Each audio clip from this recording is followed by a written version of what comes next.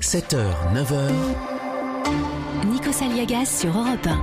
Bonjour à tous, bienvenue sur Europe 1. Nous sommes le vendredi 21 septembre. Et c'est une terrible maladie qui touche directement près d'1 million de Français dont on va parler ce matin. Dégénérescence des neurones, absence, perte de mémoire, isolement, Alzheimer continue ses dégâts. Et à l'occasion de la journée mondiale de la lutte contre cette maladie, Europe 1 va plus loin et s'intéresse ce matin aux cas les plus précoces. Vous entendrez dans 20 minutes un témoignage très fort, celui de Philippe et Dany, quinquagénaires. Ils se battent contre la maladie de Dany et tentent coûte que coûte de retarder sa progression. Politique, Marine Le Pen, elle, n'est pas atteinte par cette maladie, mais pourtant la justice lui demande de passer un examen psychiatrique. Hallucinant pour Jean-Michel Apathy, sa réaction à 7h40.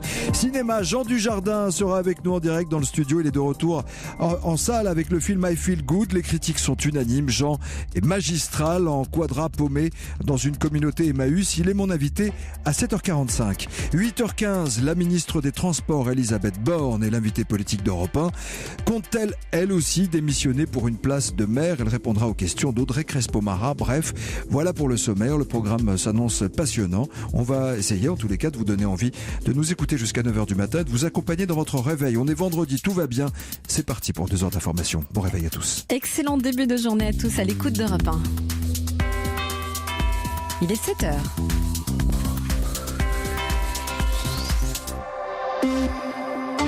Votre matinale info, c'est jusqu'à 9h avec Nikos Aliagas. Le journal avec l'inégalable Hélène Zellani. Bonjour Hélène. Bonjour Nikos, bonjour à tous. À la une de l'actualité ce matin. Vous le disiez, près d'1 million de personnes vivent avec la maladie d'Alzheimer. Nous irons dans une maison de retraite à Marseille où on teste une méthode douce pour calmer les pensionnaires.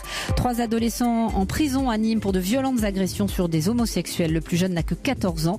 Et puis c'est un maillot mythique que vous pouvez désormais vous offrir. Le maillot de foot du FC Nantes à la fin des années 70, jaune avec Europe 1 en vert. Il vient d'être réédité.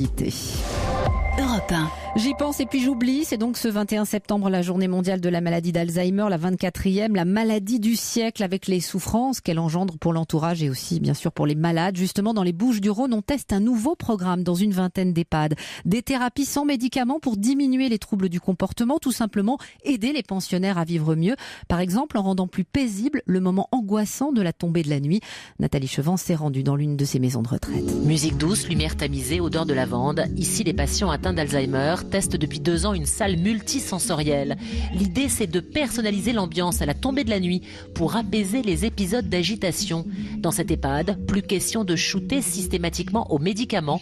Le docteur Bautran, directeur du domaine de la source. C'est un endroit qui permet de traiter les troubles du comportement. Par exemple, vous savez que la démence d'Alzheimer provoque des angoisses du soir. On peut, plutôt que tout de suite les amener dans leur chambre, passer par cet endroit qui est propice au sommeil. C'est-à-dire qu'on met absolument une musique qui est en lien avec la personne, si elle aime du Mozart. Ce qui est important, c'est vraiment de personnaliser les thérapies non médicamenteuses dans la maladie d'Alzheimer pour qu'elles soient thérapeutiques. Et on ne parle pas d'animation, mais bien de traitement. Anne-Charlotte, aide-soignante, enfile le soir un pyjama spécial bleu nuit pour conduire le patient jusqu'au waterbed ou au fauteuil de massage. Il y a des résidents sur lesquels, par exemple, un massage des pieds, donc je vais combiner massage, réflexologie plantaire, et je sais que ça les relaxe et que ça les aide à s'endormir. Et le fait d'associer le geste d'aller au lit à quelque chose de bienveillant a permis de faire baisser de près de 80% les cris et déambulations nocturnes. Marseille, Nathalie Chevance, Europe 1.